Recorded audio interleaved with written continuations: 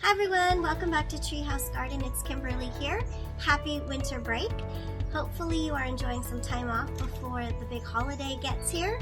I'm going to show you today how to make a birdseed dried fruit wreath for your garden. Your birds will enjoy it.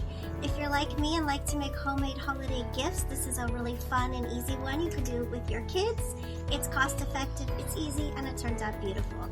So thanks for joining me today at the Treehouse Garden. Let's get crafting. I was able to find all the ingredients for the wreath at my local grocery store.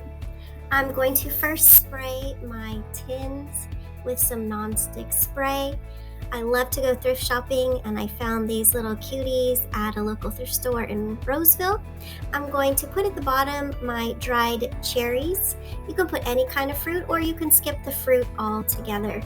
Note there's a beagle under the table, just hoping one's going to fit through the cracks of the table.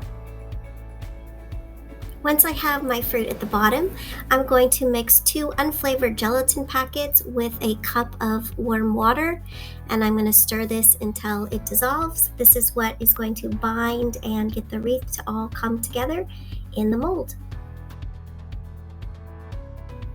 Next, I'm adding 1.5 cups white flour. You could use wheat flour if you wanted. Any kind of flour will do. It's just going to combine and keep the wreath together. So when we add the birdseed, it's going to congeal. Before that though, we're going to add 6 tablespoons of corn syrup. As you can see, I'm not exact on measuring. That's probably why I'm a chef, cooker, and not a baker.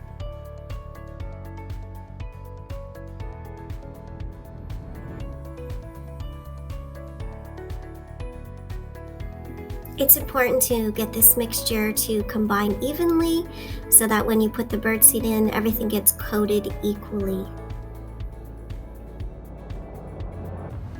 Next, I'm going to start to incorporate my birdseed. I buy a 20-pound bag of birdseed at my local feed store. Here in Auburn, I go to Echo Valley.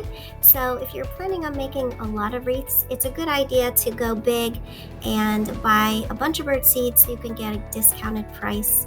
And these wreaths turn out to be maybe $1 or $2 a piece. Make sure you combine it evenly. Make sure the moisture is divided, because next, this is going in the molds. I'm going to spoon the birdseed mixture into the mold, and once I get the first layer in, I'm going to pack it down with a spoon. You don't want any air bubbles in there, and you want the birdseed mixture to be nice and tight and firm so that it dries evenly and is ready to be hung when it's done. Once you have your molds all pushed in, they're all looking perfect, it's time to then let them rest. So you're going to want to put these in a cool, dark spot, and you're going to leave them for at least 72 hours. The longer they sit in the mold, the sturdier they are.